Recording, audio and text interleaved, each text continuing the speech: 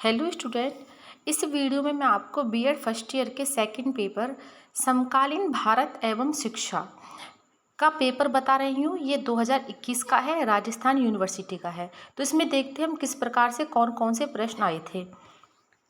अब हम देखते हैं इसमें खंड ए के प्रश्न में पहला प्रश्न है, शिक्षा के संप्रत्यय को समझाइए।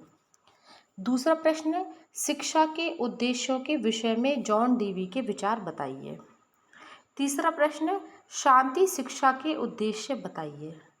चौथा प्रश्न है, अन्य संस्कृतियों के प्रति सहिष्णुता की शिक्षा की संक्षिप्त विवेचना कीजिए। अगला प्रश्न है, संक्षिप्त टिप्पणी लिखिए, न्यूनतम अधिगम स्तर। अगला प्रश्न है, हास्यकरण का अर्थ समझाइए। अगला प्रश्न है, युवा असंतोष को कम करने में विद्यालय की भूमिका को स्पष्ट कीजिए। अगला प्रश्न है, राष्ट्रीय पाठ्यक्रम संरचना 2005 के उद्देश्यों को संक्षेप में लिखिए।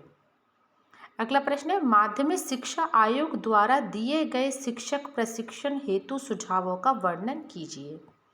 अगला प्रश्न है, कस्तूरबा गांधी विद्यालय बालिका आवासीय विद्यालय पर टिप्पणी लिखिए। अगला प्रश्न है, तकनीकी और सामाजिक परिवर्तन की दृष्टि से नवाचार की अवधारणा को स्पष्ट कीजिए। अगला प्रश्न है, बदलते हुए शैक्षिक परिवेश में स्मार्ट क्लास का क्या महत्व है। अभी देख लीजिए, ये तो हो गए हमारे खंड ए के प्रश्न। अब हम देखते हैं खंड ब के प्रश्न। खंड ब का पहला प्रश्न है, टैगोर के अनुसार शिक्षा के उद्देश्य, पाठ्यक्रम और शिक्षक शिक्षार्थी संबंधों को स्पष्ट कीजिए। फिर है इसके अथवा में जो दूसरा प्रश्न आया था, आधुनिक भारतीय समाज के लिए शिक्षा के उद्देश्य और लक्ष्य क्या होने चाहिए। खंड ब का अगला प्रश्न है, सतत एवं व्यापक मूल्यांकन से क्या अभिप्राय है, इसका महत्व स्पष्ट कीजिए।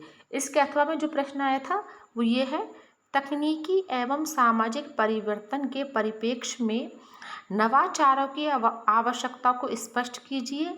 नवाचार के मार्ग में आने वाली बाधाओं को बताते हुए समझाइए कि किस प्रकार शिक्षा नवाचार लाने में सहायक है। अब अगला प्रश्न है खंड ब का, भारतीय संविधान में वर्णित मूल अधिकारों एवं कर्तव्यों को स्पष्ट करते हुए इनकी परस्पर आत्मनिर्भरता की विवेचना कीजिए। अब इसके जो अथवा में आया था वो प्रश्न हम देखते हैं। ये टिप्पणियाँ आई थी, निम्न में से किन्हीं दो पर संक्षिप्त टिप्पणियाँ लिखिए। योग शिक्षा, ई लर्निंग, मॉडल स्कूल, जीवन कौशल शिक्षण।